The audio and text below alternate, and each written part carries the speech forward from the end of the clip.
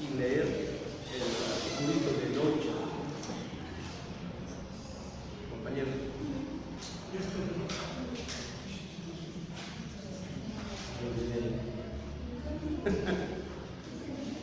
Bueno. Entonces, tienen que hacerse la disciplina, ¿no? De que no solamente ven cosas que son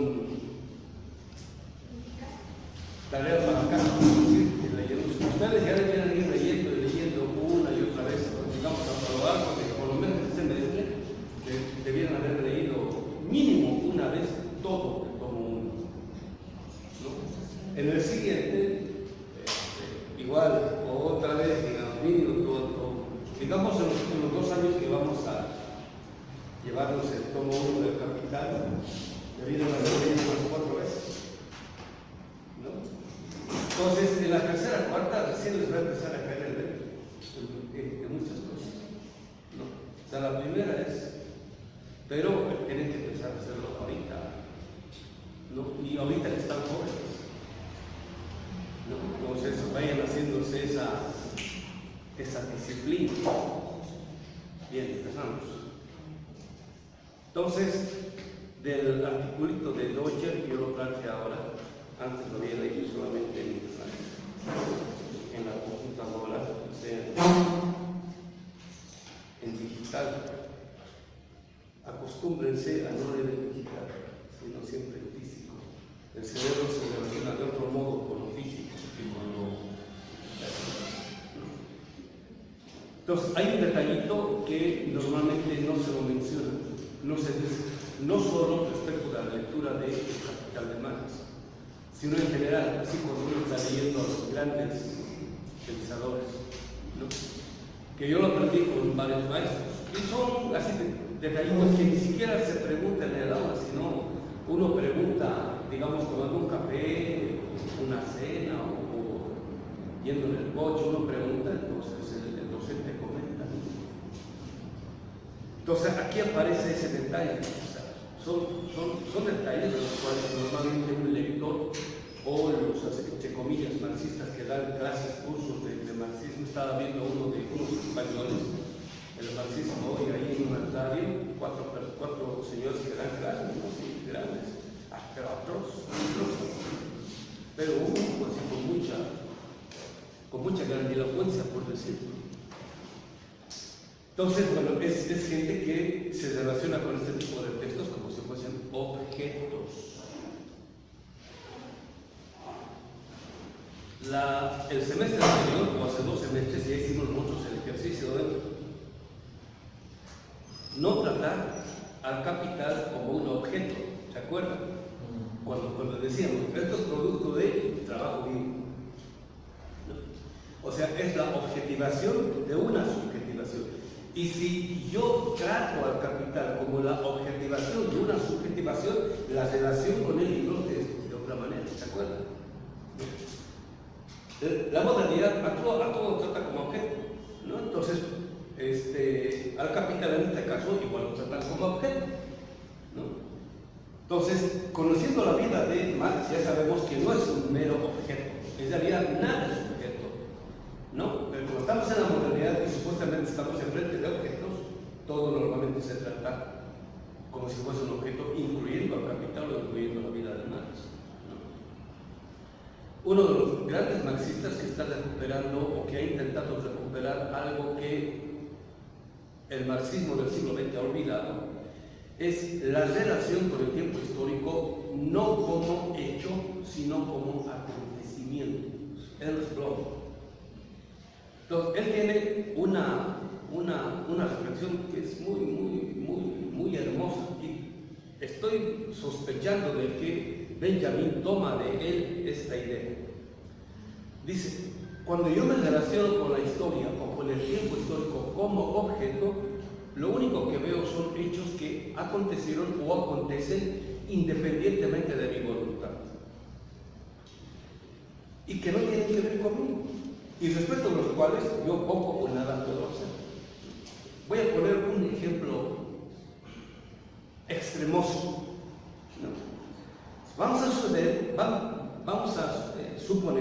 de que por insurgentes y reforma está aconteciendo una revolución en la cual están saliendo ¿cómo se llama? La clase obrera, los pueblos originarios, están haciendo una revolución. Entonces, si yo me relaciono con eso como objeto, es un acontecimiento histórico. Lo digo, son ellos, ¿no? Son sus demandas, son sus reivindicaciones. Y observo, qué interesante, qué bonito, ¿no? Y de pronto llegan al Zócalo y hacen la revolución, ¿no? Yo no tengo nada que ver con eso. Es algo completamente ajeno. Inclusive puedo agarrar mi camarita o mi celular y tomar, mira, sí, yo estuve y tomé esas fotitos. Me estoy relacionando con mis objetos, o sea, no necesito participar. Esa es la situación del sujeto que se ha vuelto objeto. No puede hacer nada respecto de la historia. Y otra cosa es cuando, si yo veo eso, inmediatamente me meto. Es más, convoco a los compañeros, venga, apoya a todos eso porque estamos haciendo la revolución. Y hacemos de que triunfe la solución, etc. ¿Sí se entiende? En general, en la modernidad, nosotros nos relacionamos de ese modo. Entonces, dice Roth, en la modernidad, los sujetos se relacionan con los acontecimientos históricos como si fuesen objetos, cuando en realidad son verdaderos acontecimientos, porque nos están afectando nuestra subjetividad. Entonces, relacionarse con la historia, con el tiempo histórico, como si fuese acontecimiento, es relacionarse con la historia como experiencia. No solamente en el sentido de qué es aquello que el mundo de vida en el cual estoy inmerso está experimentando, sino cómo yo como sujeto al interior de ese acontecimiento histórico me puedo experimentar como sujeto. No sé si se entiende la diferencia. Entonces ya no hay, mira, son sus demandas, son sus anhelos, son sus sueños, no, también son míos. Pongo otro ejemplo, ¿no? Sagrando un dedo, digamos 2 meses, o sea, no estoy diciendo fines del 80, no estoy diciendo eso, un mes, 2 meses, estoy en Tepoztlán.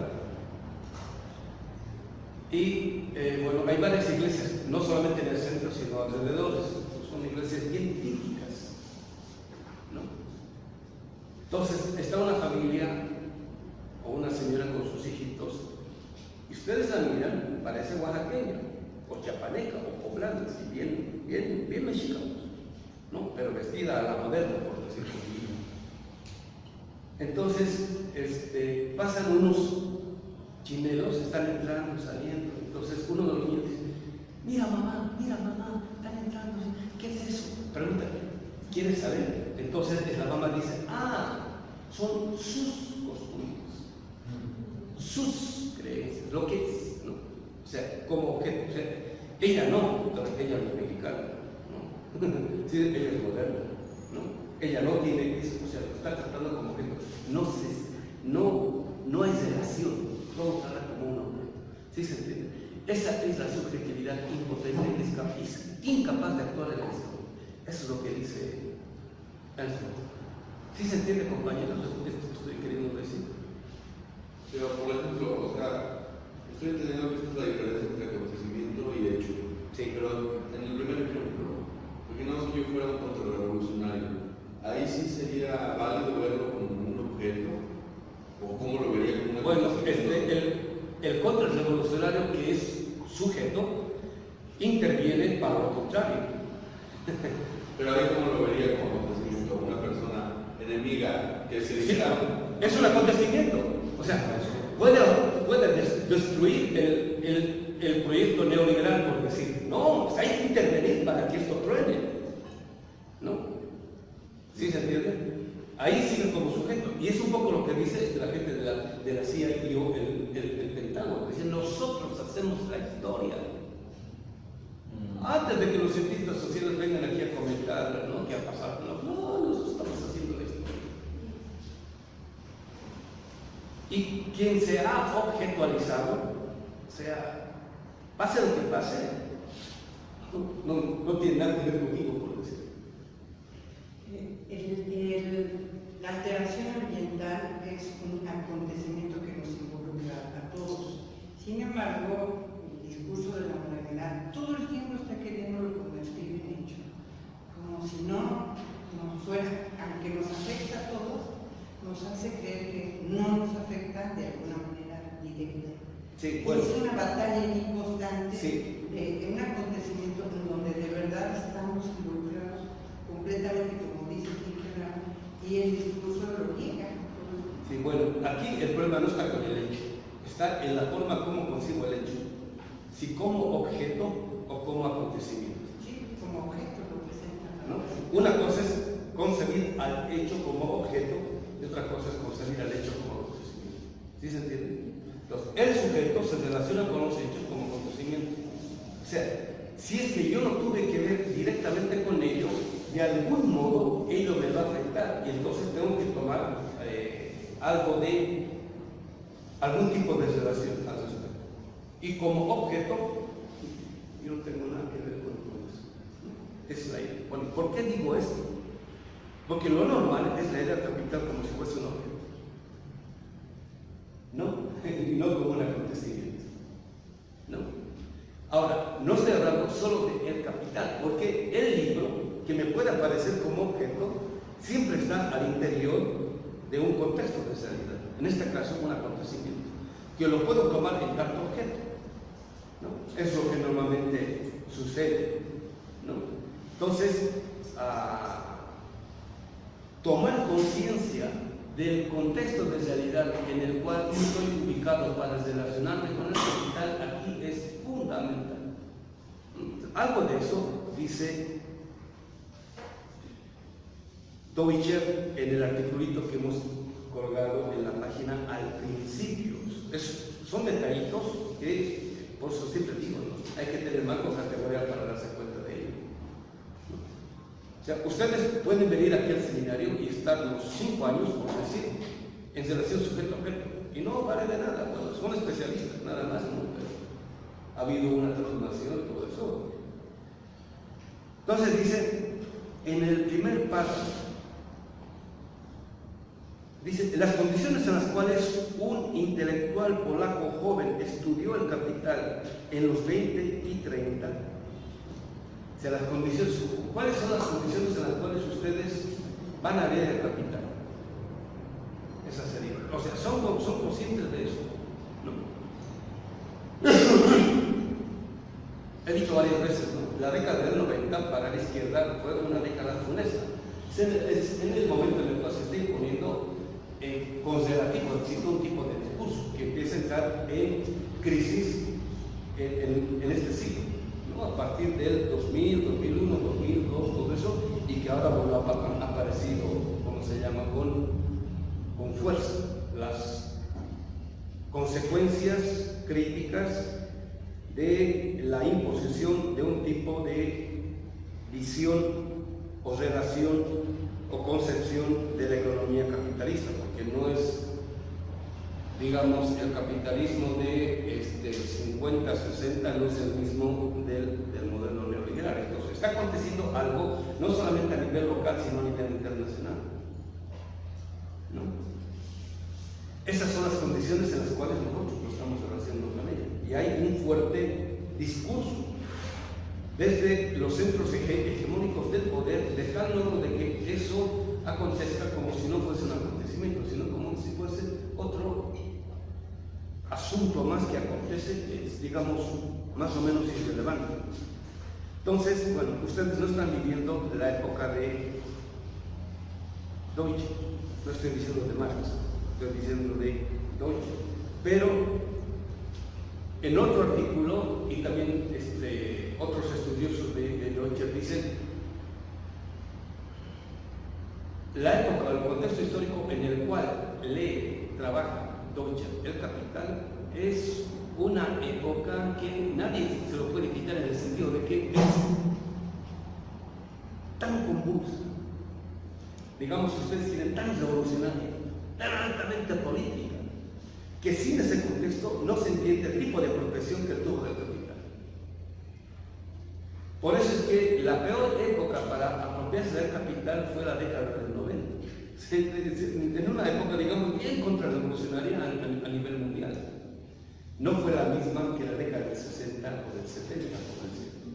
Era una época de efervescencia, de crecimiento, de insurgencia, etcétera, etcétera. ¿no? Y la década del 90 era contrarrevolucionaria, ¿no?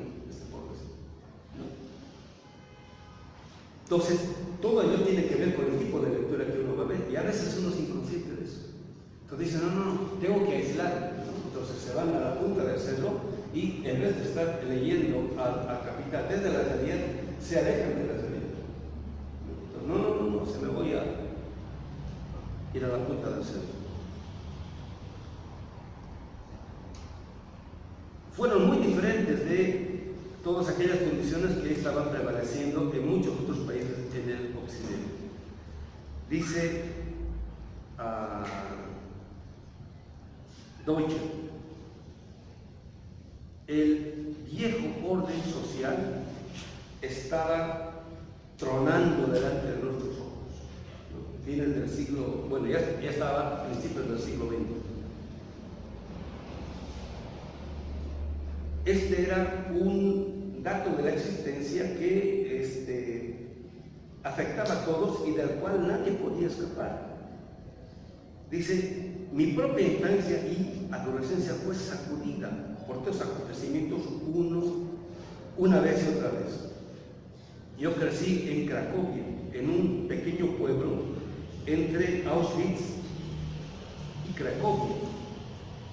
Dice, entre las fronteras de 3 imperios.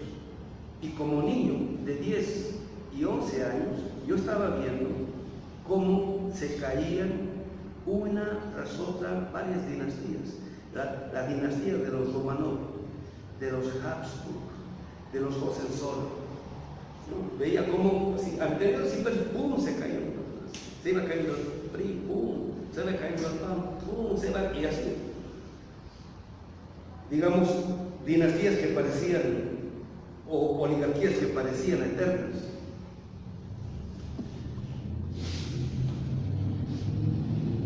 Se iban cayendo antiguos poderes, cuasi santificados, cuasi fetiches, ¿no? Que afectaron a muchas generaciones. Y dice, y después de ello, después de la Revolución Rusa, nosotros vimos cómo es que cerquita de nuestra frontera, ¿no? Ahí los países son chiquitos, no son grandes. Un intento de revolución, la comuna de Budapest fue hundida, destruida en un baño de sangre. Entonces, todo ese el tipo de acontecimientos que él está viviendo, están cayendo viejos imperios. Está aconteciendo la Revolución Rusa, ha acontecido que la Primera Guerra Mundial, están desapareciendo imperios, están apareciendo otros países, etcétera, etcétera, ¿no?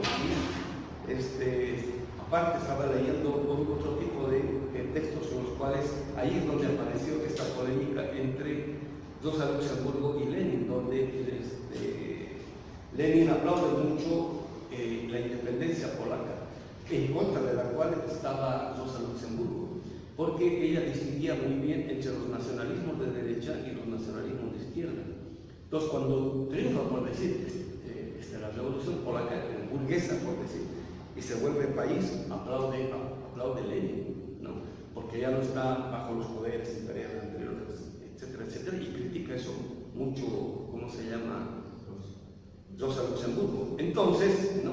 La idea de Lenin era que, siendo independiente Polonia, a la naciente revolución alemana, que estaba exigua, más o menos por los 20, Rusia podía ayudarle, y de hecho intentó enviar un pequeño ejército para apoyar a la revolución alemana, pero los polacos le dijeron, no, por aquí no pasa, ¿no? Porque era, digamos, un nacionalismo de derecha, de las oligarquías, y al final tuvo la razón la cosa, ¿no? Pero, digamos, los militantes del partido le dieron siempre duro, etcétera, etcétera. Entonces, todas esas contradicciones veía de cerca.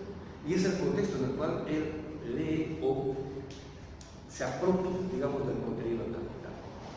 Mi problema es que ustedes saben, son conscientes de los acontecimientos que están aconteciendo ahorita en este momento, gracias a los cuales podemos relacionarnos con este texto. Por ejemplo, lo que acaba de acontecer en Naciones Unidas. discursos parecen ver los discursos, ¿no?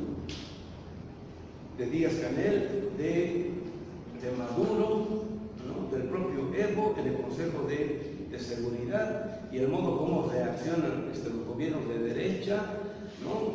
Prácticamente cambiando para una intervención militar en Venezuela, ¿no es cierto? Y por ahí, bueno, está el problema de Brasil, ¿no? Van a hacer todo lo posible porque Bolsonaro llega al poder, un militar, ¿no? O sea,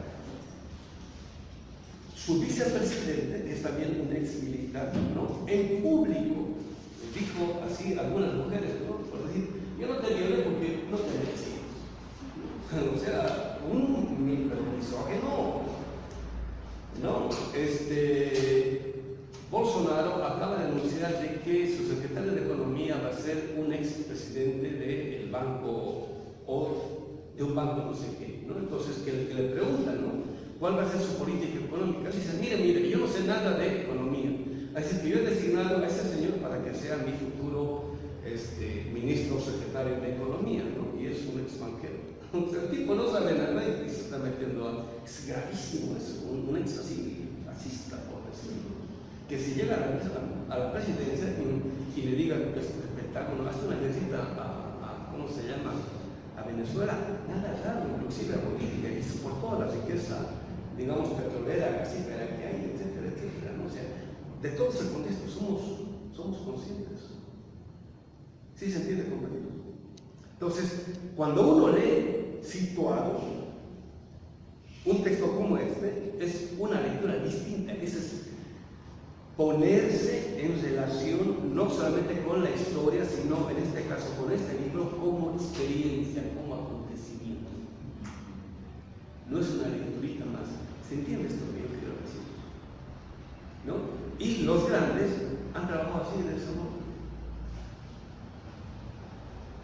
Es un poco lo que decía Hannah Arendt en las cartas, ¿no? A Heidegger. Que le dice, no, después de ti no ha habido ningún otro maestro que sea capaz de enseñar tan bien a los griegos. Tú los traías a los griegos aquí delante del aula, ¿no? Sí, como si fuese, qué sé yo, a ver, ¿qué podría ser?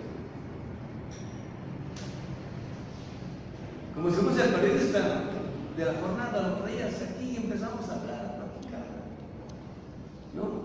El hijo de Locke, recuerda, ¿no? Dice, era tan fuerte las discusiones o la forma de trabajo que de mi padre que parecía que por la mañana había pasado por nuestra casa Thomas Munzer, ¿no?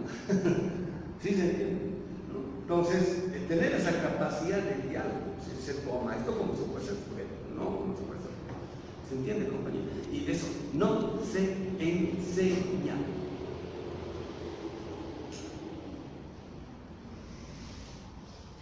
¿Sí se entiende? Eso es algo que hay que recuperar. Es el tipo de lectura que se tiene con los grandes clásicos. O sea, no vamos a leer cualquier librito, ni vamos a dialogar con cualquier autorcillo, ¿no? Y los grandes literatos, hasta con digamos, gente como Shakespeare, ¿no? Pues tienen ese tipo de relación, o sea, le dan ese tipo de jerarquía e importancia, por eso puede haber una relación con esa obra como si fuese un acontecimiento. Entonces, depende de la subjetividad con la cual uno se vincula con, en este caso, los grandes textos. ¿Se entiende esto, compañeros? Bueno, estoy aprendiendo yo con los maestros y es un poco lo que quiero también comentar, comunicar, que ustedes puedan aprender. Bueno, ese es el último detallito que me faltaba la sesión anterior. Entonces empezamos ahora con todos los previos y las advertencias con el capital. Entonces, ya sabemos que del 1 del capital hay dos ediciones, la de 1867 y la de 1873. Eso ya sabemos. La primera y la segunda edición. Las dos ediciones no son lo mismo. Y nosotros vamos a empezar por la segunda edición, publicada en vida de Marx. ¿Está bien?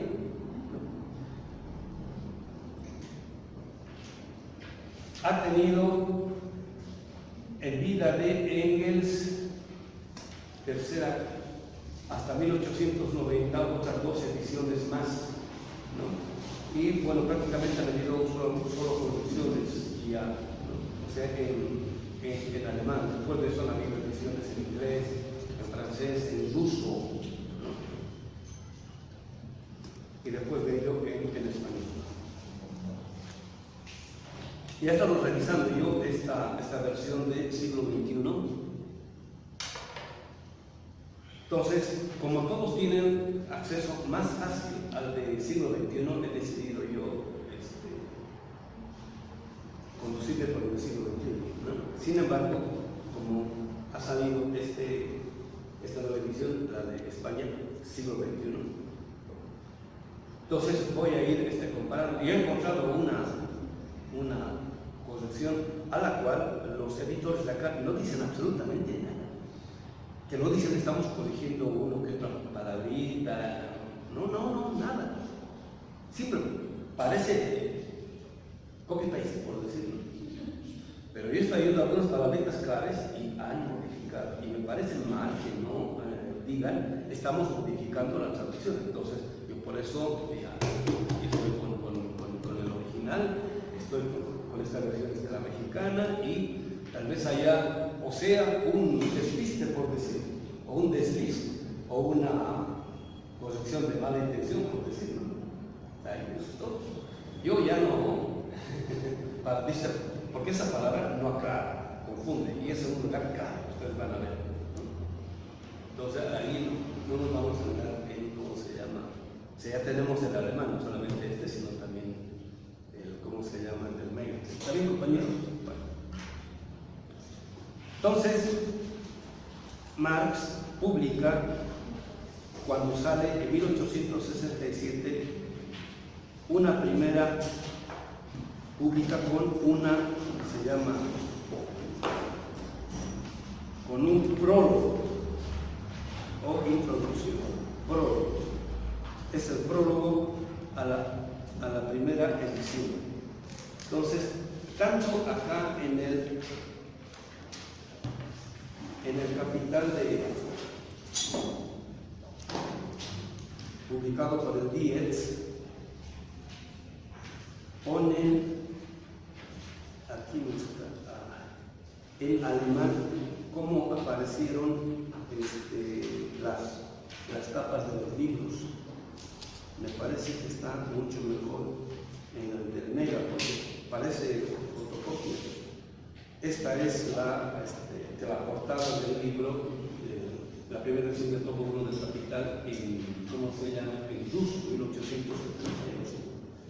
Pero aquí está la portada, esta es la 1867. Este es, ¿cómo se llama? En alemán, la primera, ¿no? Entonces, en 1867, Marx escribe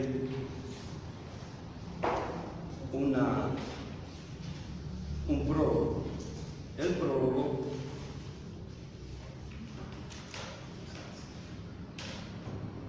es más o menos así como grande, está práctico, está más práctico.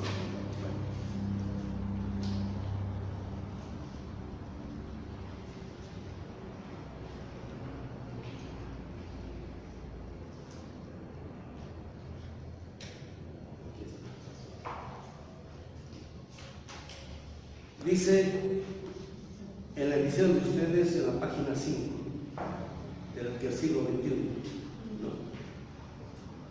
Que tienes que traerte tu capital, que si vas a venir. ¿La receta de acá no hay problema? ¿Ah? La de acá no hay problema. Sí, igual también puede ser, ahí también pueden decir, comparando, cómo han traducido, cómo han traducido, y los que tengan el fondo igual traiganlo para que vayamos comparando de vez en cuando. La obra cuyo primer tomo entrego al público es la continuación de mi trabajo Contribución a la crítica de la economía política de 1859. Entonces, ya habíamos visto, ¿no? En 1857 y 58, Marx escribe los Grundes, la primera vez que hace un gran resumen de todo lo que 14, 15 años antes había trabajado en relación a problemas económicos. La próxima clase voy a comentar un poco el prólogo a la contribución. Tiene que ver con el problema de la dialéctica. Vamos con el último texto de Michelangelo sobre la dialéctica. También voy a hacer una especie de pequeño diálogo, ¿no? Entonces,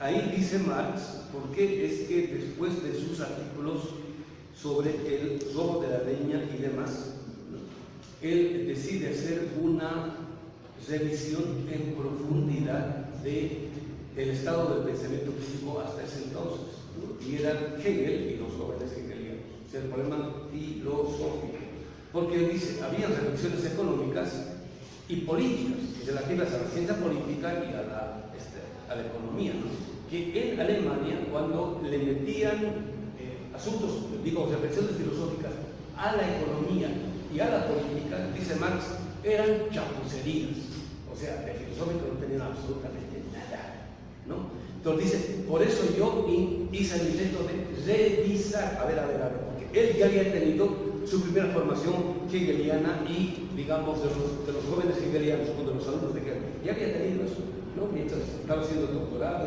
terminó el doctorado inmediatamente. Entonces dice, revisé y volví a los textos y escribí, o sea, textos en los cuales yo llegué a la conclusión de que lo que le faltaba a todo esto, a toda esta reflexión económica y política relativa al capitalismo, le hacía falta toda una revisión o tematización filosófica, ¿no? Entonces, cuando termina de hacer eso, dice, la anatomía de todo este problema está en la economía. Él llega a esa conclusión. Y por eso se pone a estudiar problemas económicos, ¿no? No es que se pone a estudiar problemas económicos porque dice, voy a dejar de hacer filosofía y ahora voy a hacer economía, no, sino que en los análisis relativos a la economía y a la política, cuando se le introducen reflexiones filosóficas, dice, son chapucerías, o sea, a lo filosófico dice, no son chapucerías, ¿no? Entonces, para que no sean chapucerías, entonces ahora desde lo filosófico vamos a hacer un trabajo serio, ¿no? Pero ahora el objeto de tematización va a ser lo económico y o lo político, ¿no? No está haciendo ningún abandono, ningún salto, no, que nada de eso, ¿no? Y en el prólogo a la contribución, él aclara eso. O sea, son una serie de matices y sutilezas ahí que si no se las entiende, que en general no se las ha entendido, ¿no? Que si no se las entiende, no se tiene claro en absoluto. Entonces, ahí empezaron sus estudios de economía. 14 años después, algunos dicen 15, 1843, 1844, hasta 1857, tiene cualquier cantidad de trabajo económico. No es que se pone a estudiar en 1857, no, tiene cualquier cantidad de apuntes, notas, etcétera, etcétera. Y dice, quiero tener, ¿no?, dice, voy a hacer para mi claridad, voy a hacer un manuscrito, y escribe los Grundes, para después de eso escribiría el Capital, ¿no? Entonces, después de escribir los Grundes, dice, ahora sí, estoy en condiciones, y solamente escribe el capítulo 1 y el capítulo 2, el capítulo de la mercancía y el capítulo del dinero. Dice, el capítulo del Capital lo voy a dejar para después. 2 años después, en 1861, empieza el capítulo del Capital, pero entre 1861 y 1867 son 6 años después de que está en condiciones de escribir el capítulo del Capital, o sea, el Capital. ¿Sí se entiende, compañero? ¿No? Entonces, está haciendo, ¿cómo se llama?, rememoración de ello, ¿no?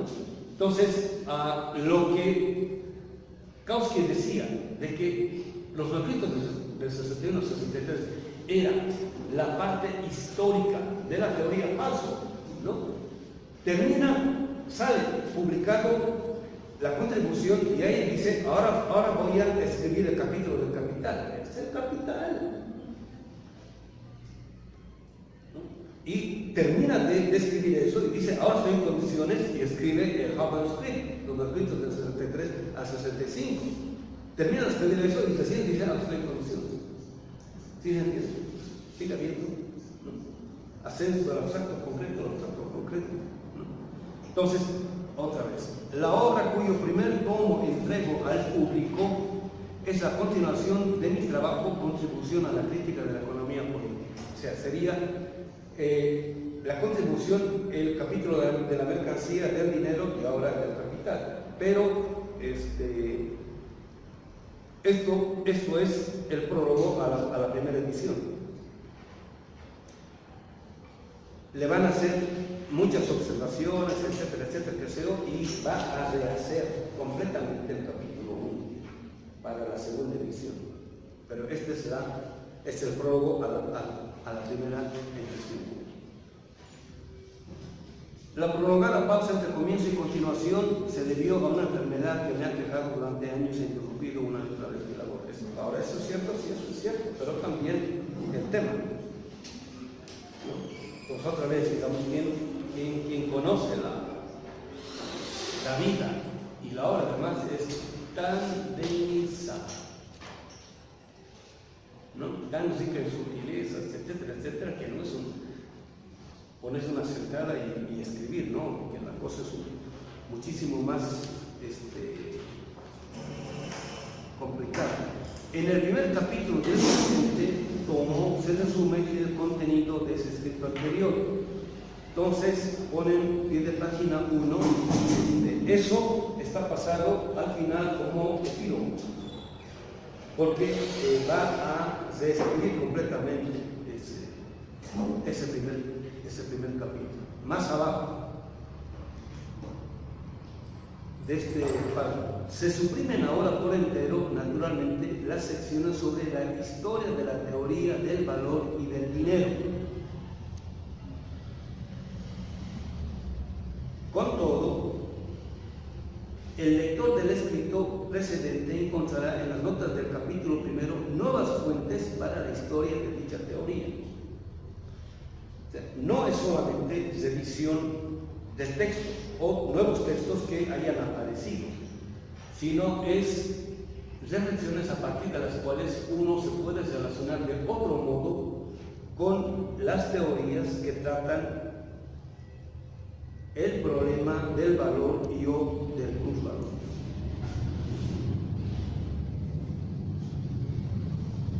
Una cosa es pensar problemas a partir de teorías o de la bibliografía que hay, y otra cosa es pensar los temas a partir de los problemas que van apareciendo, y este es el caso de todos.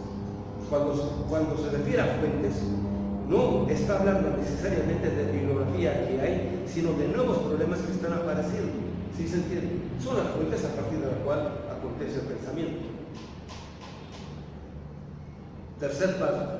Los comienzos son siempre difíciles.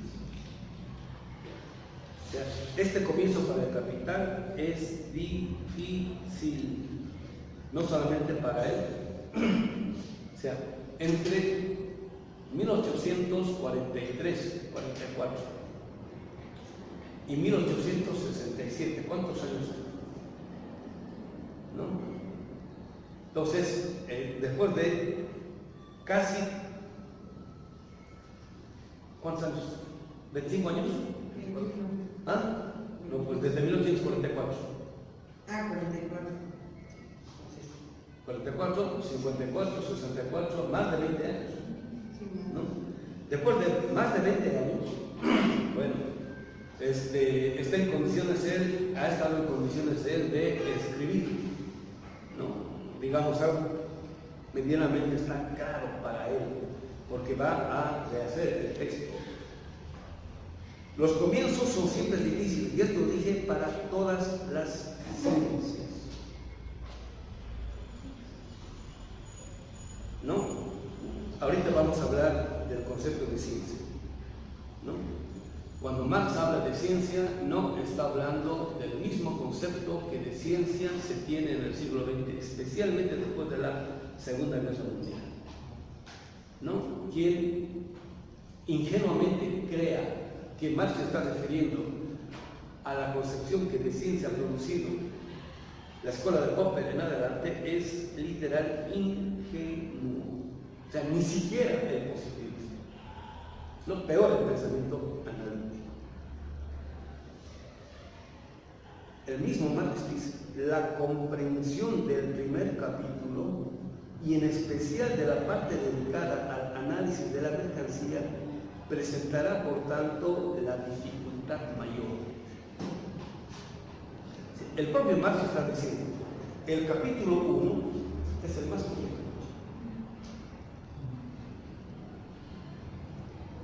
Y es lo que al Husserl es lo primero que se despacha.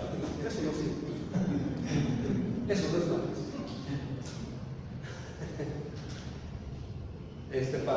Para la próxima voy a hacer el artículo, ¿cómo se llama? En la cual él les recomienda a Martha Harnecker a que eso se despache. Eso es fundamental. Y especialmente el primer capítulo de la segunda edición. Y aquí se está refiriendo a la primera edición. No es la más complicada. Porque ¿cómo es que en el aparecer de la mercancía puede estar contenida todo el mercado mundial? Pero no solamente el mercado mundial, sino una forma de producción de la vida. Y en última instancia, un horizonte civilizatorio. La cosa es complicada, yo quería hablar. El mismo Marx es lo más difícil.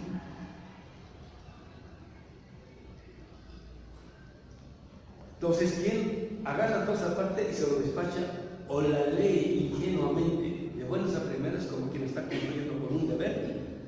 Digamos, en mexicano la regó olímpicamente, ¿no?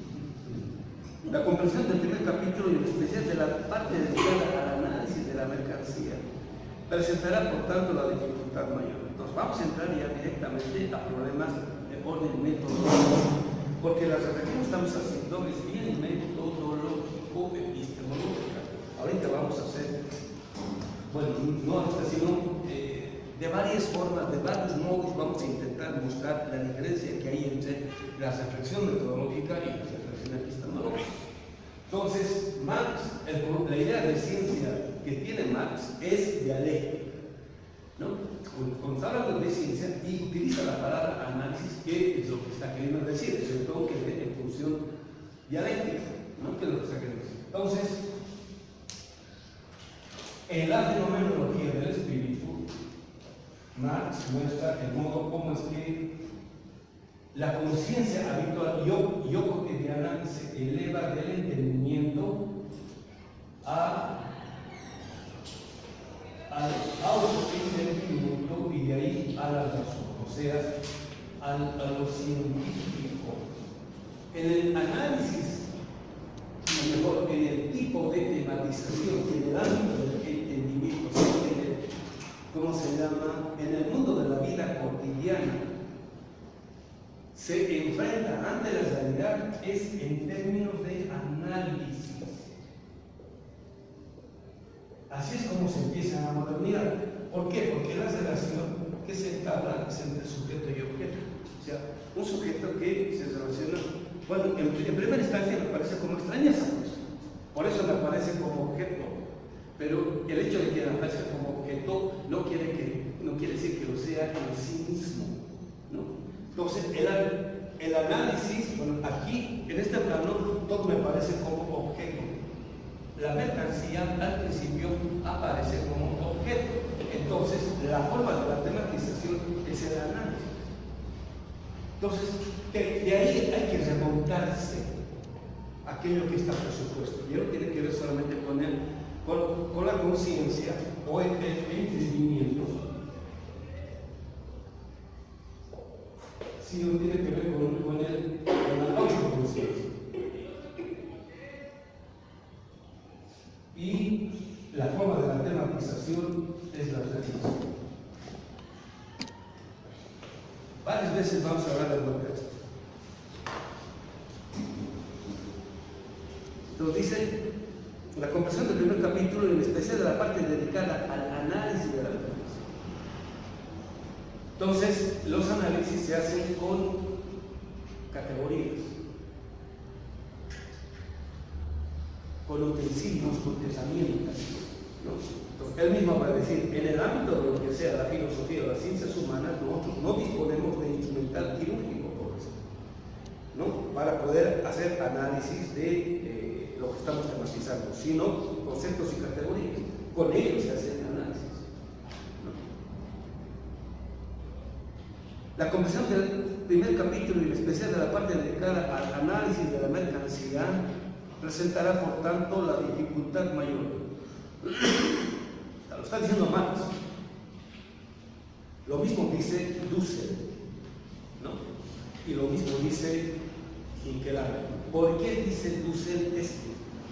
Dice Dussel, ¿no?, de que después de haber escrito después de haber escrito los manuscritos del 61 al 63, después de haber escrito los manuscritos del 63 al 65, entre el 57 y el 65, ¿no? Entre el 57 y el 65, ¿cuántos años hay?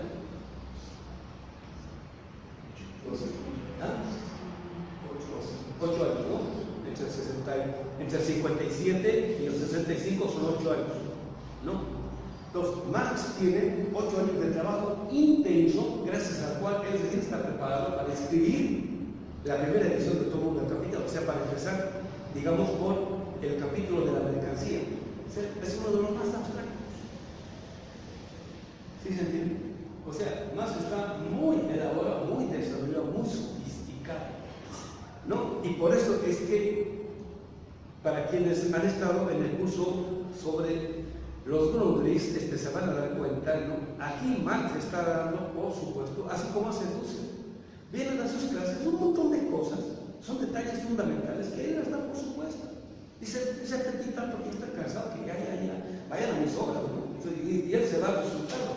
Marx hace algo de la posibilidad, ¿no? Dice, ya está, por supuesto, ya está trabajado, ¿no? Pero está contenido, y él sabe, él conoce.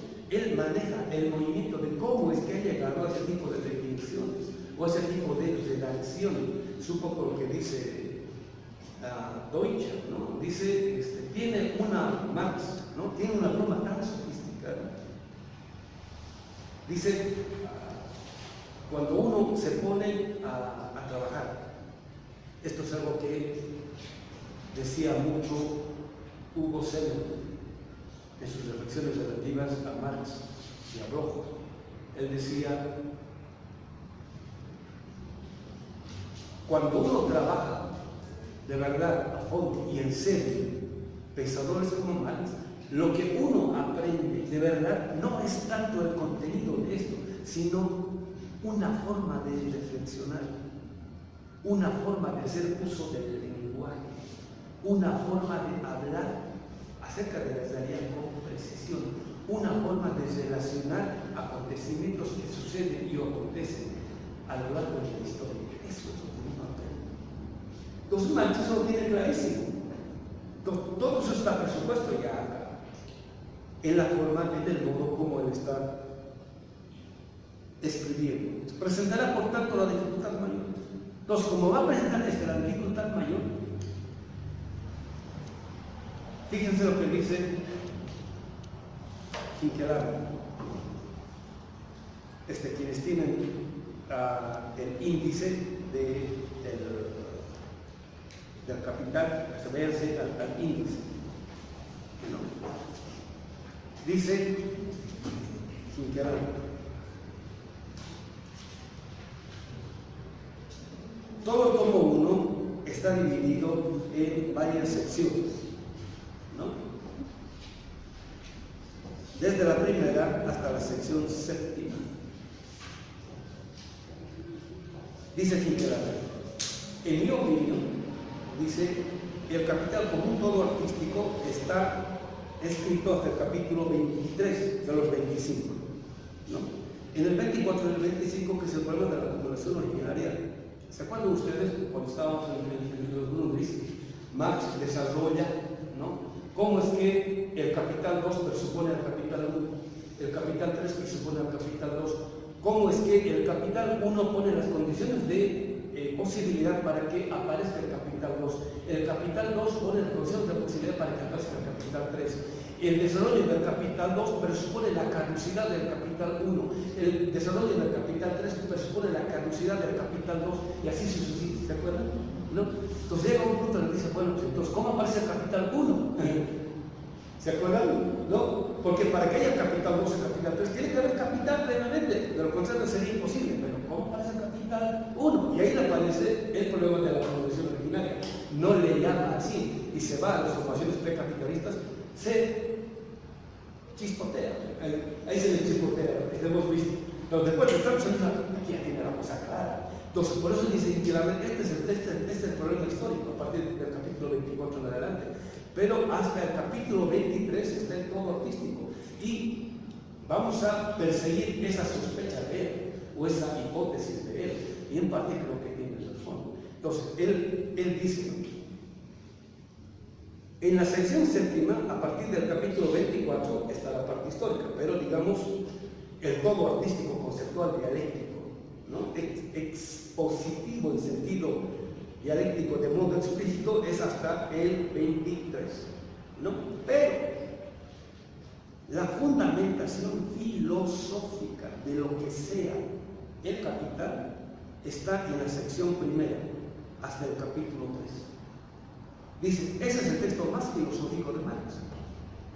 Y después de eso, a partir de especialmente la producción del plusvalor absoluto, está el desarrollo del modo como previamente ha fundamentado todo ello, ¿no? Entonces, Kinkelhammer está diciendo de otro modo lo que está diciendo acá Marx.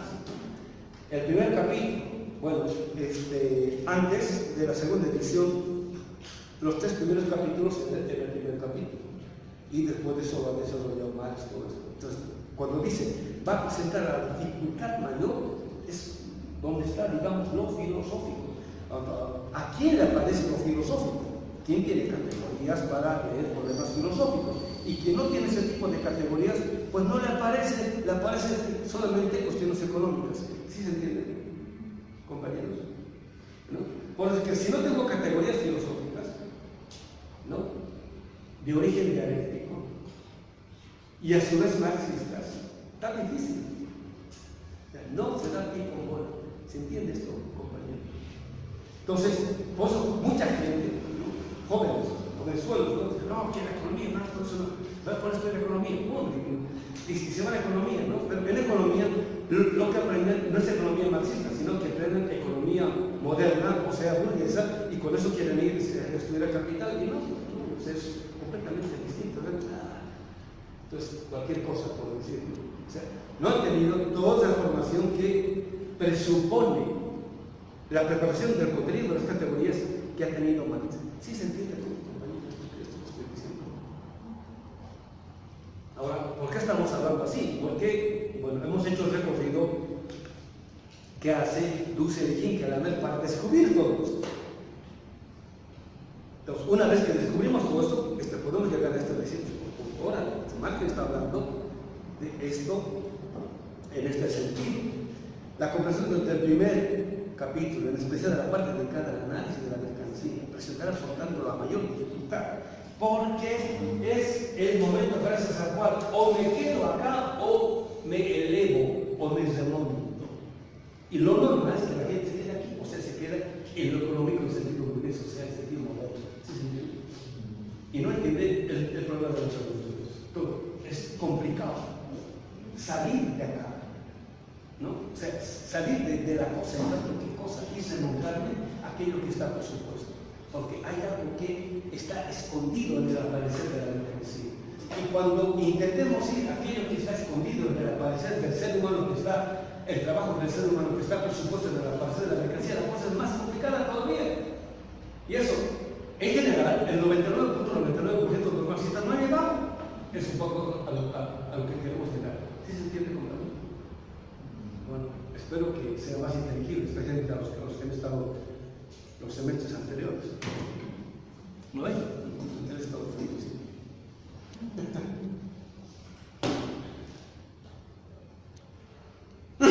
La dificultad, ¿no?, porque implica costos de producción. Hasta me traje el verso que si leemos algunas citas que del 43-44 son, que tienen que ver con esto, en la cual supuestamente hay rupturas epistemológicas, de las cuales hasta Deutsche se hace la burla. Dice, es lo que le preocupa, no sé si sea precipitada mi pregunta para el momento en el que estamos, pero me viene a la mente, dada la complejidad epistemológica de Marx, pero su objeto de revolucionarios era la clase obrera. ¿Cómo, si tan pocas personas no marxistas y tan pocos marxistas pueden llegar al fondo del mismo planteamiento marxista, cómo se esperaba que la clase revolucionaria comprendiera a fondo esto? ¿O la revolución debía ser sin una comprensión de esto? Ya estamos en los presupuestos marxistas, en donde se tiraría el capital con una revolución, el marxismo comunista. no entiendo bien el sentido de la pregunta. El sentido de la pregunta es, esto lo podemos comprender desde la filosofía, desde la economía, pero ¿cómo la clase obrera podía comprender esto? No entiendo. Ya. Esta es una de las discusiones que hay entre Engels y Marx, por ejemplo. Entonces, Engels le reclama mucho a Marx: hazlo más inteligible, hazlo más popular. Y lo mismo su editor, ¿no? Waldemar. No, está muy complejo, tienes que hacerlo más claro, más inteligible, ¿no? Siempre le andan reclamando eso. Y al principio Marx como que se propone eso. Y dice, y entonces un poco, digamos, la advertencia que va a ser en el prólogo. Y por ello es que Marx, casi al final, ¿no?, se da cuenta, especialmente con los alumnos que él ha tenido. ¿No? O sea, gente que iba a su casa a aprender y les enseña a ver como La Salle, por ejemplo, y hasta sus propios yernos. Entonces, él llega así, digamos, como con cierto tipo de frustración. Entonces, parece que no hemos escrito para este tiempo. ¿No? No solamente era necesaria cierto tipo de maduración, sino, bueno, son los que se adelantan en mucho tiempo, ¿no? Sino de que esto que él siempre habla del desarrollo de la conciencia, él le llama conciencia proletaria, o conciencia revolucionaria, que había que haber desarrollado, que justo no se desarrolló eso, ¿no? Y ahora, no tiene que ver con que sean tontos, por decir, digamos, los dirigentes o los políticos, sino que el capital, por decir, o el imperio ha sabido atacar bien. O sea, ha sabido por dónde tener que seguir. Sabe muy bien por dónde va a atacar. Por eso también algunas veces yo comentaba acá y decía esto que decía Hinkelmann, ¿no? Decía, maestro, ¿cómo en el siglo XX no se dio cuenta? Es que Marx escribió para nosotros. O sea, es un tiempo en el cual, bueno, digamos, cierto tipo de prejuicios se hubiesen caído, por decir, ¿no? Entonces, al final de su vida, más como que llegó a esa certidumbre, en el sentido de que está difícil, está en Chile. Pero va a llegar un momento en el cual sí van a haber condiciones y, ¿no? Y parece que ahora sí, y por eso hablamos de un más del siglo XXI, ¿no? Ahora, yo siempre digo, no tiene que ver solo en que lo que mucha gente dice, no, qué tonto, qué estúpido, que no es eso, no sé, ¿no? Sí, ingenuamente, digamos, con mucha voluntad, alguna gente puede caer en interpretaciones con demasiado error. Tiene que ver con el tiempo histórico, tiene que ver con las urgencias, etcétera, etcétera, ¿no? Entonces, bueno, en este tipo de casos, pongan en suspensión ese tipo de preguntas. Dejaremos que el propio Marx vaya respondiendo eso, que es una forma de dialogar con una otra, ¿no? A ustedes les va a pasar cualquier cantidad de preguntas, dudas, pónganlo en suspensión. Sean capaces de no negar esas preguntas, sino, a ver, sí, pero, a ver, ¿Qué me dice Marx? ¿Qué me dice Marx? ¿Qué me dice Marx? Independientemente de lo que diga el Marx, ¿no? Lo que dice al final del capítulo 23, a ver si podemos llegar a las reflexiones, cuando dice, no, es que en la introducción dice, sigue tu camino y deja que la gente hable, ¿no? Es al final de esto. Entonces, bueno, es una... Él, entre que cita o no, dice a Goethe, ¿no? Pero a su vez Goethe está citando al fundador del cristianismo, sígueme, ¿no? Dice el fundador del cristianismo, sígueme, ¿no? Entonces, Marx dice, no, sigue tu camino. O sea, ni siquiera Marx dice sígueme, ¿sí se entiende? No, sigue tu camino. O sea, esa pregunta que estás haciendo hay que hacerla sistemáticamente, pero hay que saber ubicar el momento y el lugar adecuado en el cual uno pueda situar la pregunta de tal modo de que la respuesta acontezca, para que no sea esto un ping-pong, digamos, de preguntas y respuestas, sino que hagamos de que lo que sea la reflexión, ¿no? En este caso, salga, ¿no? Ustedes también estén humeando igual que este servidor, a esto que no esté solamente el adorno. ¿Sí? Bueno. La diputada dice, he dado el carácter más popular posible.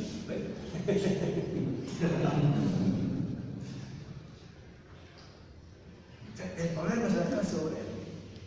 Que ellos entiendan eso, y aparte lo han entendido. Pero la cosa era más compleja. Estaba recordando un elemento de una biografía de Mary Gabriel sobre cuando sale la Constitución del 59, que hay unas cartas donde sí están con la zozobra de que no había tenido el impacto de la Constitución como esperaba, y Jenny le decía a Marx que tenía que ver con el tipo de lenguaje que se esforzara a tratar de mejorarlo, ¿no? Y que de alguna otra manera el capital tiene con conciencia esa necesidad de presentarlo de una forma asequible, ¿no? Entonces era un tema consciente, ¿no? Sí. Ahora, fíjense así como detalle, anecdótico, ¿no? Pero digamos bastante relevante. Sale publicado la Constitución de 1850. Marx ya tiene fama. No es cualquier chalucho, por decirlo, ¿no? Marx ya tiene fama. Entonces, Marx está atento a las recensiones, a los comentarios que pasan en los periódicos y de las revistas. Y salen 3. Apenas salen 3. Y ni siquiera dan pie con bola, por decir. ¿No? Entonces, bueno, cualquiera así, he sacado, digamos, mi gran obra por más de 15 años, entonces me salen 3 comentarios charuchos, ¿no? Ya. Entonces, los filósofos alemanes, que vamos a ver en una cita que Marx hace en el epílogo a la segunda edición, los filósofos alemanes tenían la fama de ser abstractos en el pésimo sentido de la palabra. O sea que no se los entendía nada. Tenían esa fama, ¿no? Y prácticamente había que ser iniciado, digamos, como para poder entender, como para poder saber en qué o de qué estaba tratando el libro en cuestión. Por decir, hay una anécdota que cuentan los alumnos de Schelling respecto de la crítica que Schelling le hace a Hegel, ¿no? Entonces, ciencia de la lógica, la enciclopedia, ¿en qué se diga? No dice nada, dice Schelling. Va a escribir un libro. A ver si alguien entiende. O sea, a propósito nació bien abstracto, bien ágil, ¿sí se entiende? Y tenía esa fama. Entonces Marx está combatiendo con eso, ¿no? Pero hay ese grado de abstracción que no es mera cosa. Entonces Marx dice, he tratado de descender, hacerlo más. Dice, he dado el carácter más popular posible. O sea, más de esto no puedo descender, no puedo. A lo que se refiere más concretamente al análisis de la sustancia y la magnitud del valor, que es con lo cual empieza el capítulo 1 de la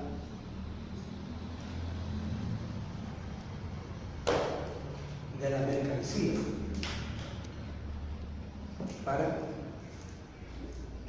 Sé que el primer tomo del Capital de Marx en alemán está colgado en internet, ¿no? Entonces vayan familiarizándose con las palabras. Eso es siempre bueno. No sé.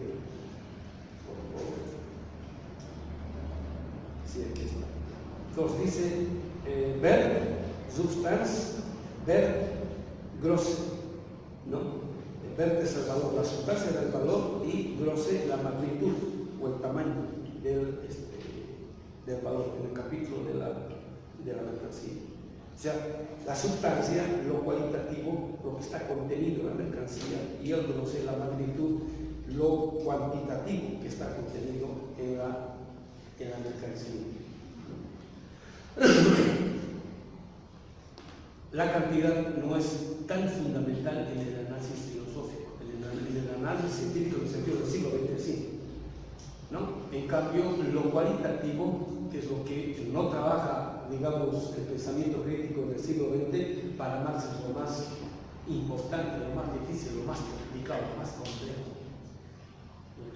La sustancia, qué es aquello que está contenido, qué es aquello que no se ve y que está contenido, y que es justo gracias a lo cual tiene sentido el sentido, en este caso, de la mercancía.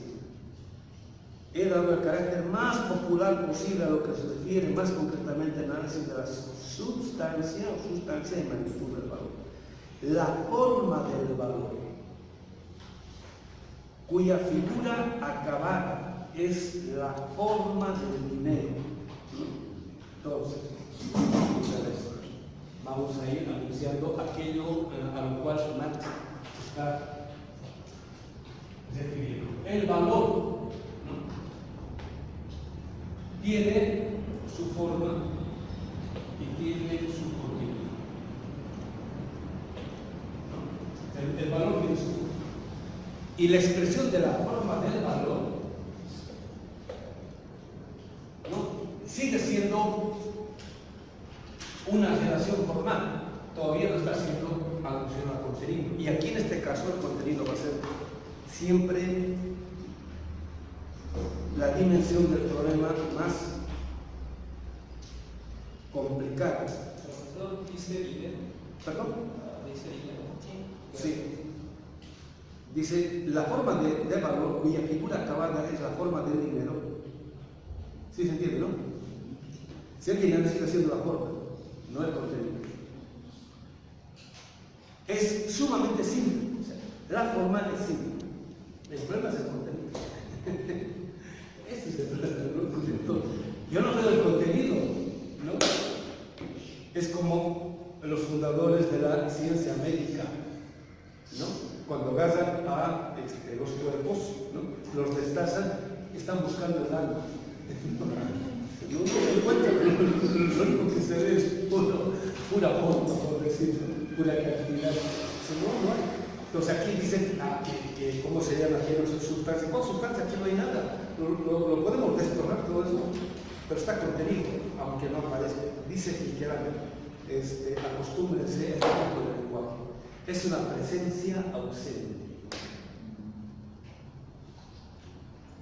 ¿Sí se entiende?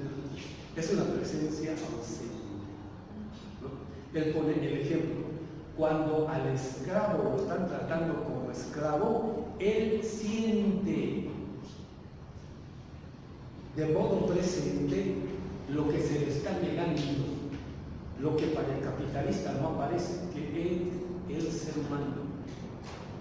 Exactamente eso se le está negando, ¿se entiende? ¿No? Entonces su humanidad es una presencia ausente. Él siente, en cambio el capitalista no, o el esclavista no. Es un animal, ¿no? Esto de la ausencia presencia también lo explica, ¿no? La dialéctica del desarrollo no es igual. ¿Perdón? Esto de la ausencia presencia también lo explica que la dialéctica del desarrollo no es igual. Sí, pero eso es más adelante todavía. Ese es el tema del tomo 3. Desde aquí, ni siquiera hemos empezado el tomo, estamos en el prólogo. Sí, con calma, ¿no? Se avanza y yo voy a llegar como tres, ustedes no sé. Ustedes no, yo voy a llegar, ¿no? Y voy a escribir el comentario, voy a publicar. ¿Cuántos de ustedes estarán? No sé. Eso depende de ustedes, ¿no? Entonces, eso hay que tener el mismo más para decir, hay que tener mucha paciencia, mucha constancia, el mismo más para decir, ¿no? Al final de este plano, cuando analizamos las formas económicas, por otra parte, no podemos servirnos del microscopio ni de reactivos químicos, si no tenemos este tipo de utensilios a los cuales tienen acceso, a este tipo de instrumental, a los cuales tienen acceso los cientistas naturales. Dice, la facultad de abstracción, dice Marx, de abstraer, la facultad de abstracción, debe hacer las veces del uno y de los otros. ¿Qué quiere decir facultad de abstracción? Facultad de abstracción quiere decir elevar las determinaciones simples o sencillas al ámbito de lo concreto. Eso quiere decir.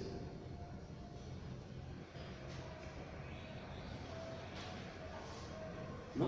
Y eso se hace con la razón, o si ustedes quieren, con un tipo de razón. ¿No? Saber ubicar esto, ¿no? Esto, en tanto que esto es abstracto, porque no está en relación al todo, ¿no? Que digamos esto, más que esto. En cambio, por la abstracción podemos ubicar esto en el contexto del mercado mundial, o si ustedes quieren, del siglo XX o de la modernidad, digamos, lo podemos ubicar. Tal vez, si le diéramos esto a Sócrates, para que controle su tiempo, ¿no? Los sócrates pueda votar, pero ahora es fundamental, ¿no? O sea, porque tiene que ver, digamos, con esta otra idea, con esta otra noción del tiempo. Sí, el siguiente paso, estoy en la página 6 y en la nueva edición del siglo XXI, en la 44. Para la sociedad burguesa, en este caso, para la modernidad, la sociedad burguesa, no está hablando otro tipo de sociedad, es la reflexión situada. No está hablando para otro tipo de formación, está diciendo para la sociedad burguesa, la forma de mercancía adoptada por el producto del trabajo o la forma de valor de la mercancía es la forma celular económica. Entonces, voy al mercado y me aparece una mercancía, pero yo me doy cuenta que es una mercancía por su forma, ¿no? Por el modo como aparece, es la forma. Porque hay un puestito, o hay una tienda, o una macro tienda tipo Sam's, ¿no? Y está puesto de modo que esto aparece en la forma de mercancía, ¿no? Si esto está en mi casa o en la casa de ustedes, haciendo lo mismo, ya no tiene esa forma. ¿Se entiende, compañero? Imagínense que yo voy a la casa de ustedes y veo unos lentes, ¿no? Están puestos ahí en la mesa y le digo, ¿y en cuánto cuesta tu mercancía? No mercancía, yo no tengo ninguna mercancía. ¿Sí se entiende, no? Compañeros, o sea, esa relación con esa totalidad inmediata hace que algo aparezca en la forma de la mercancía. Parece bien sutil y bien sencillo, ¿no? O sea, en el momento en el cual yo adquiero y pago por eso, deja de ser mercancía. ¿Lo ven? O sea, deja de tener esa forma. Muda de forma. ¿Se entiende, compañeros? Está bien sutil, ¿lo ven? Bueno, ¿lo ven? Mientras está ahí con precio, con adornitos, la cosa que sea, pues es claro, eso es. Si le pregunto al Señor, ¿cuánto cuesta su mercancía? Me hace una pregunta lógica a la cual le da una respuesta lógica. porque esa forma es con demasiado evidente. El modo como aparece esto, la forma como aparece, es con demasiado evidente. ¿No? Fíjense, cuando está en mi casa o después de que lo he adquirido, ya no tiene esa forma. Y eso de valor de uso, ¿no? ¿Perdón? Ya es la forma de valor de uso. Claro, ha cambiado de forma. ¿No? Y ya tiene, ¿no? Pero todavía no hemos llegado a eso. Con calmita.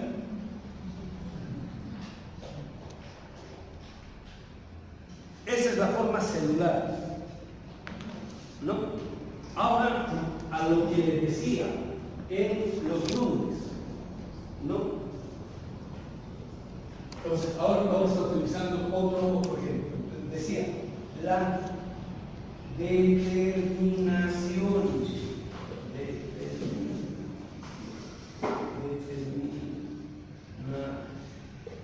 Determinación, la más simple, la más singular, la más abstracta. ¿No? Cuando voy al mercado, es la mercancía, ya está diciendo la forma celular. Fíjense, es la célula. Entonces, después de haber hecho un rastreo, un recorrido por la anatomía, por decir, llega a la determinación más simple. La forma de la mercancía o la forma de valor de la mercancía es la forma celular económica. Entonces, ahí vamos a empezar. Al profano le parece que analizarla no es más que perderse en meras minucias y sutilezas. Que no seas tonto, que mejor analiza, por decir, al Banco Mundial, ¿no? O si no, a Lehman Brothers, ya. La Bolsa Mexicana de Valores, ya. Es lo que está diciendo. Al profano le parece. Dice, se trata en efecto de minucias y sutilezas. Y la palabra sutilezas él la está subrayando. Ahora estoy viendo que acá en la nueva edición del siglo XXI no está subrayado, pero acá en esta edición del siglo XXI está subrayado. No voy a dar cuenta de eso como para mí que termine la palabra almega, ¿no? Aquí, minucias y sutilezas está subrayado. Acá minucias y sutilezas no está subrayado. Y si acá no aparece subrayado, quiere decir que no es importante. Si aquí aparece subrayado, quiere decir que es importante. ¿Sí es entendido? Me parece que esta es una edición de derecho. No es una edición así, ¿no? Y yo, como estamos diciendo al público, no estamos ocultando nada de eso, si le llega. ¿No? Entonces han hecho para distorsionar. Y aquí cuando menciona el profano ya piensa en esas deficiencias biológicas, ¿no? De la producción. ¿Perdón? Cuando menciona el profano, ya empieza más. Ajá. ¿Dónde está el profano? Ahí, al profano le parece que. No, pero al profano es al ego, al que no. Al tipo de la calle. Eso quiere decir al profano. ¿Sí se entiende? No es en el sentido de que no es sagrado. No. ¿Está bien? Bueno, ese tipo de preguntas que más para clase, parece tontería, pero no. Eso es hacer la lectura no ingenua, por decir. Fíjense, ¿no? ¿Ven? En este tipo de lectura nos podemos dar cuenta de eso. ¿Ven? Hasta si subraya o no subraya, el editor, alguien tiene el Fondo de Cultura Económica, ¿qué dice? Está subrayado donde dice minucias y sutilezas. Solo sutileza. Solo sutilezas. Bueno, algo, ¿no? Entonces, por eso creo que se traigan distintas ediciones. Tráetela de acá. Ven, vamos a revisar con todas las en español. Y cuando hablemos, hacer traducidos y no traducidos, etcétera. Dicen que dijo, por eso tenemos para ver. Eso es hacer una lectura así, con lupa. ¿Se entiende, compañeros? ¿Ven? Hasta los editores ya estamos escuchando.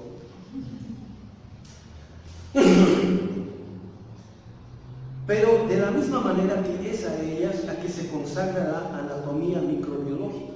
Nada lo da por sentado, nada lo da por supuesto, sino que se pone a investigar todo a fondo. Y en la medida en que se investiga todo a fondo, eso a uno le da una certeza, una seguridad existencial a la forma como uno está hablando cuando habla del tema, porque uno personalmente lo va a investigar. ¿Sí se entiende, compañeros? Está acostumbrado, ¿no? Fines de los 80, principios de los 90, cuando la gente hablaba de Marx o de este tipo de autores, ¿no es cierto? Y leían sus papers citando a Filipe, casi tartamudeando, ¿cómo dice Marx? Porque ellos no han investigado el tema. Cuando no han investigado el tema y se escribe como si se supiera, el inconsciente sabe, y por eso es inseguro, porque está hablando de lo que no sabe. Pero cuando uno ha investigado a fondo y habla con seguridad, porque uno lo ha investigado a fondo y uno lo sabe, y eso le da seguridad a la forma de expresión cuando uno está hablando del tema. ¿Sí se entiende? Eso tiene que ver también con parte de la subjetividad. ¿Con qué tipo de subjetividad se forman ustedes, como en este caso marxistas? ¿No? Como marxistas vergonzantes que cuando hablan de Marx hablan prácticamente con vergüenza porque no han trabajado el tema. Y otra cosa, uno lo ha trabajado, habla con una seguridad. ¿Sí se entiende? Maestro, perdón, eso profano, entonces puede relacionarse precisamente ese tipo de subjetividad. Sí. Que no es cualquiera de acá, es cualquiera de nosotros. Sí, en última instancia, o sea, cualquiera que no sabe, no, pues no. O como digamos, uno quiere hablar de Marx, no, pero Marx la superaron. No, pero ya, estamos en otros tiempos. Así como dice Gary Stedman, no, o sea, Marx es un tipo del siglo XIX, estamos en el siglo XXI, hace 2 siglos, miren, Stedman es un profano. Y ha escrito una chonchonota biografía sobre Marx. ¿Sí se entiende?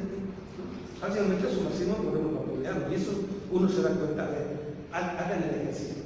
Después de que terminemos este semestre, no estoy diciendo después de que terminemos de leer el tomo del Capital, lean la parte que del Capital escribe él en la biografía. Se van a matar de risa. Más que el Chavo de Ocho. ¿Sí se entiende, compañero? Ahí no. ¿Cuánta gente, no? Europeos, blancos de la academia, Oxford, etcétera, etcétera, ¿no es cierto? Que escribe, y no creemos que escribe porque saben, y ahí uno se da cuenta que no saben de lo que están escribiendo los psicólogos.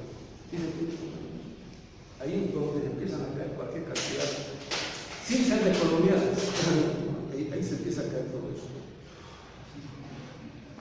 Exceptuando esto, ahora en el siguiente párrafo, exceptuando el apartado referente a la forma del valor. Ahora, según no, es que yo creo que me voy a traer más ¿cómo se llama?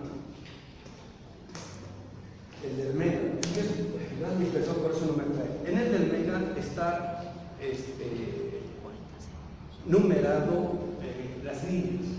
En la línea tanto de tal página. Pues creo que eso va a ser mejor que estar consultando. Yo pensé que era más apropiado que leer con el del 10, porque como cuesta 40 euros es más fácil el encuentro. Yo no dije, bueno, ahí vamos a revisar, no. Yo pensé que ahí vamos a todo el Capital, no, sino que ahí con tanto cuidado, con tanta meticulosidad que se nos llevó todo el tiempo. O sea, 2 semestres completos. Ahora, esto va directamente dedicado a ustedes. Confío, naturalmente, en que sus lectores serán personas deseosas de aprender algo nuevo y, por tanto, también de pensar por su propia cuenta. La palabra pensar por su propia cuenta, subrayenla, pónganla entre comillas, ¿no? Por eso Marx dice, sigue tu camino. No dice, siga mi camino, ¿no? Así como Heráclito, ¿no? No me escuches a mí, escucha al Logos, ¿no? Este servidor lo dice igualito, ¿no? Sigan al maestro Bautista. Aquí está el maestro, está Marx, ¿no? A él es a qué quiere decir. A él estamos discutiendo. ¿No? Entonces, maestro, ¿usted qué opina de las clases sociales? A mí no me interesa de mi opinión. Vayamos a hablar. Él es el que tiene algo que decir. Dice que desear de aprender algo nuevo y por tanto también de pensar por su propia cuenta. O sea, están obligados a, cuando dice mal de pensar, ¿no es cierto?, a elevarse desde lo abstracto a lo concreto. Aquí es donde se da lo que se llama el pensar. ¿No? Del análisis, claro, de la conciencia, hay que elevarse a la autoconciencia y de ahí a la autoevaluación. Aquí es donde se debe pensar. Entonces dice, más confío en que mi trabajo les sirva a ustedes para elevarse desde el programa del análisis resultado de la empresa. Esto es esto. O sea, a saber situar cualquier ente que aparece en la realidad en el plano de la totalidad de ella. ¿Sí se entiende? Es lo que están diciendo. No es que no puede ser seguro, no me voy a poner a reflexionar. No, saber ubicar todo eso, saber elevar lo singular en el ámbito de lo que sea lo universal. Eso. El siguiente paso, más o menos 2.4 en la quinta línea.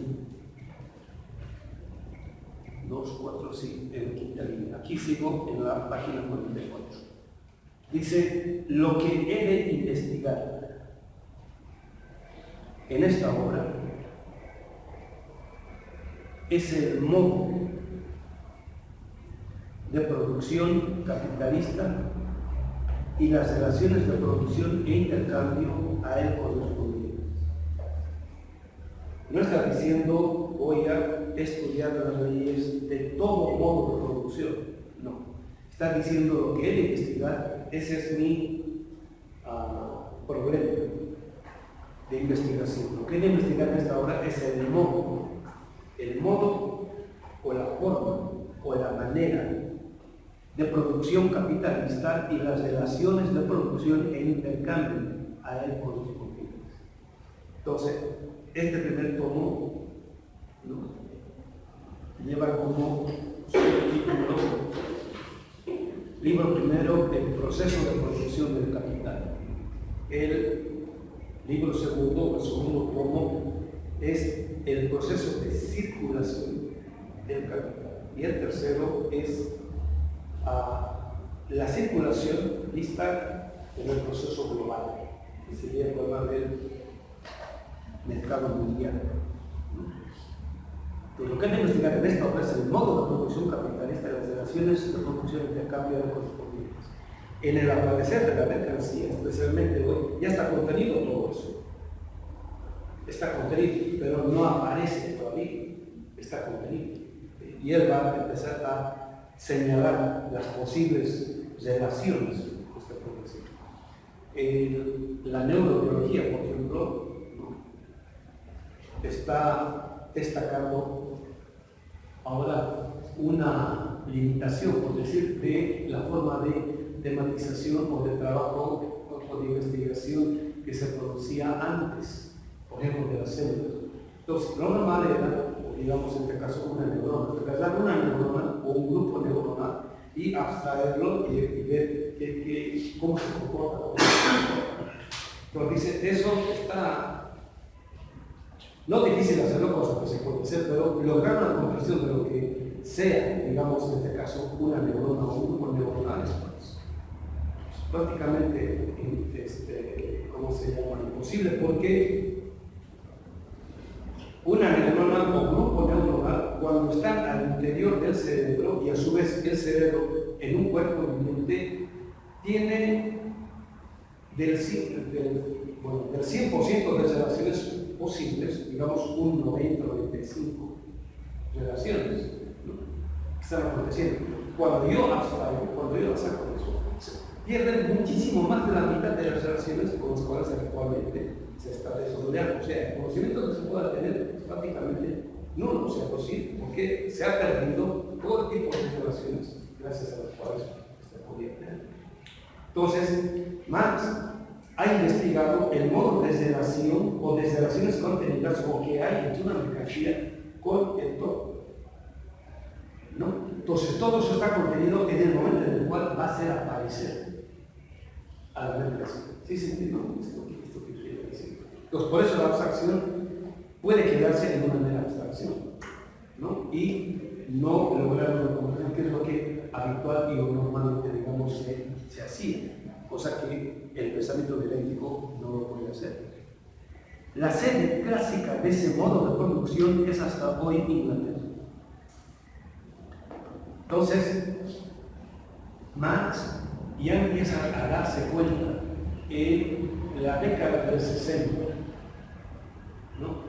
Después de la gran crisis económica que se da en Europa después del 1858-59. Empieza en Estados Unidos y arrasa con toda Europa, ¿no?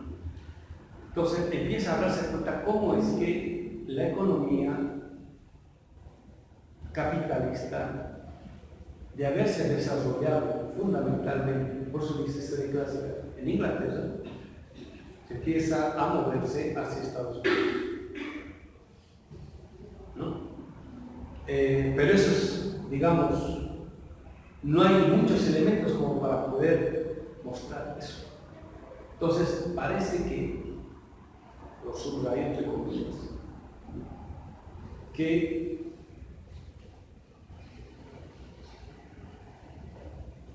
es un periodista de origen polaco que dice, bueno, reflexionando en torno a los 150 aniversarios de la publicación del Tomo del Capital y también de los 200 años de el nacimiento de Marx y los 100 años de la Revolución Rusa. Porque dice, hay varias cosas que faltan ahora, están pendientes. Una de ellas es un capital hoy, no un capital.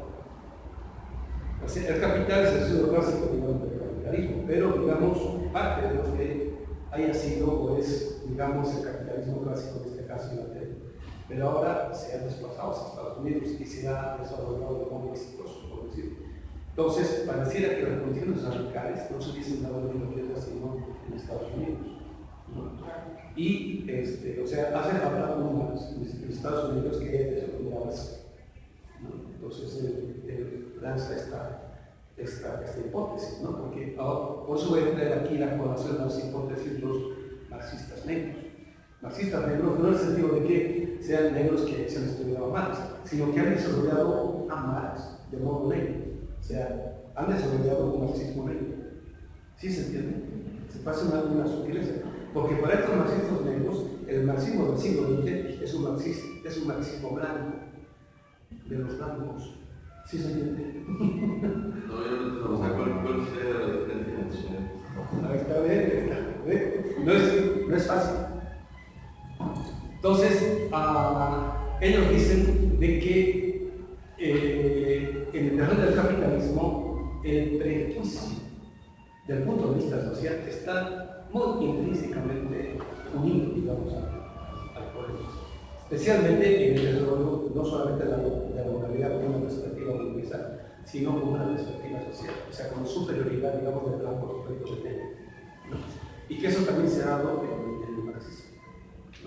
Entonces, por ejemplo, como momento constitutivo del desarrollo del capitalismo, nunca tematizan la función racializante de la esclavitud que dan para los negros.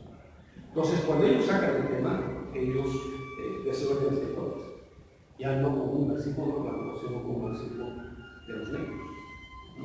Pero, profesor, pero decía sería como un marxismo no materialista, ¿no? Porque ellos estarían fijando en un aspecto más cultural, en el sentido que Marx hablaba de relaciones de producción y el asunto racial tiene que ver con la producción, pero está más acá.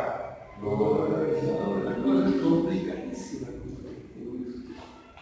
Entonces, con Camila, por eso digo, yo voy a entrar a la colación de esa discusión, ¿no? Y a ver cómo funciona, porque no se la ha incorporado, porque se la ha dejado ahí abandonada. No por casualidad fijamos hoy. Y también, ¿cómo se llama? Wallerstein. Entonces, quienes han sacado las hipótesis duras del sistema del mundo y del concepto de raza como condición de posible para el capitalismo son ellos. ¿no? Entonces, son hipocresías, ¿verdad? Que hay que... ¿no? Y vamos a ver que esa redacción es bien material. Y ahorita vamos a empezar a llegar al contenido de esa palabrita, ¿no? Es decir, se ha leído al materialismo de Marx de modo materialista en el sentido del siglo XX.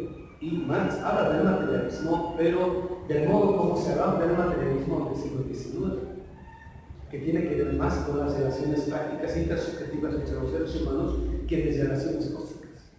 Es otro tipo de contenido, ¿no? Vamos a llegar a eso. También vimos cómo de alguna manera la racialización, la esclavitud, tiene que ver con la acumulación originaria. Sí, eso es fundamental. Eso es fundamental. Revisamos en los grupos. Bueno, dice, decimos de ese país, se diga Inglaterra como principal fuente de ejemplos, ¿no?